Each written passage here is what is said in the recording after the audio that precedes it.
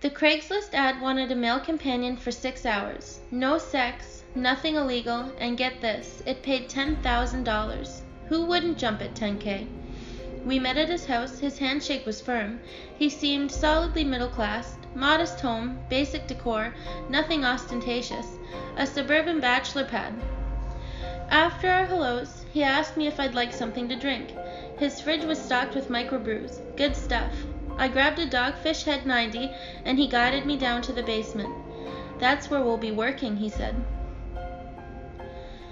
The basement was sparsely furnished. Most prominent was what looked like an old dentist chair with a table next to it. The table was covered in a gray cloth. The man handed me an envelope he'd been carrying.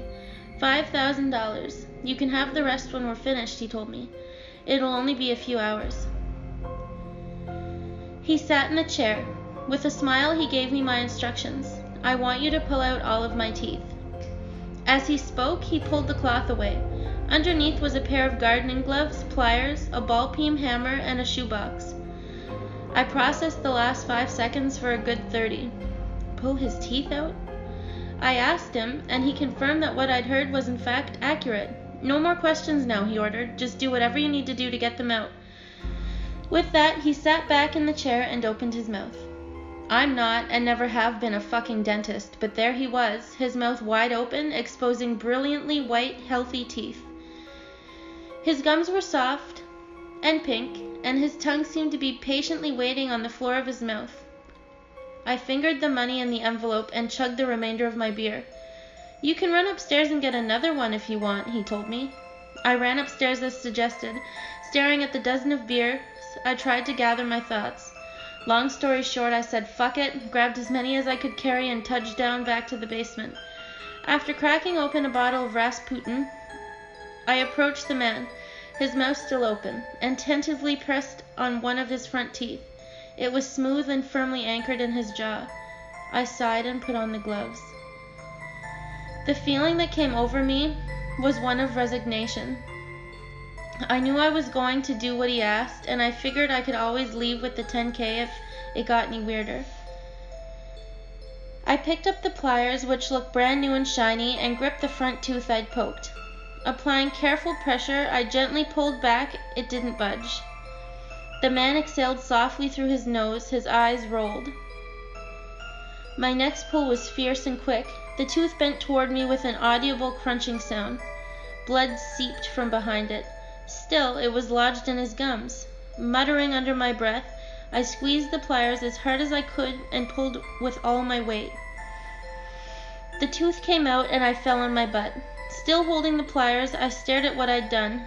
There was the tooth, white and gleaming, with an ugly, short root jutting from the top. I got up and looked at the man. Blood oozed from the holes in his gums. He sat calmly, arms crossed in apparent impatience. I loosened my grip on the pliers and let the tooth fall to the concrete floor.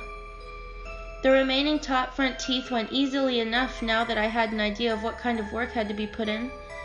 Never once did the man make a sound, aside from the small changes in his breathing when my hands were blocking his mouth.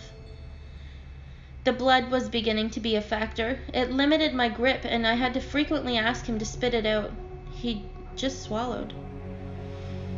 After the top 6 teeth were gone, I was presented with a problem: molars. I drank a linguinus lil something. I decided to wait on those and go with the bottom row. The leverage was easier with them. I could put the pliers straight down on the tooth and yank back and downward. Those 6 went quickly.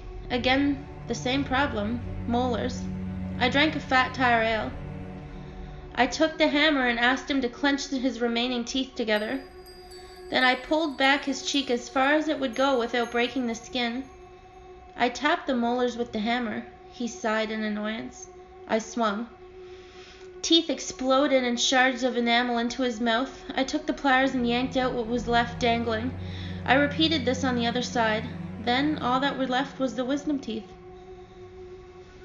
The hammer trick worked on the top ones. The bottom ones, though, were a bitch. I stood on the chair, reached in with the pliers, squeezed and pulled. They came out with the sound of a shrub being ripped out of the ground. and then I was done. The man grinned at me, his mouth a crater-filled wreck. He drooled blood from the corners of his mouth. Reaching into his jacket pocket, he pulled out the other envelope and handed it to me. I thanked him and backed away. As I was counting it out, he reached into the shoebox that was on the table. When he opened it, my spine immediately started tingling. The box was filled with spiders. From the look of them, they were brown recluses. They skittered up his forearm, and he clenched a handful of them in his fist. Then he stuffed them in his mouth. I could see his jaw working as if he was chewing, which was now impossible because of the status of his teeth. He beckoned for me to come closer. I'd finished counting. He hadn't shorted me. I moved forward maybe an inch. I like their little legs in the sockets, he choked out. They tickle. I fucking ran.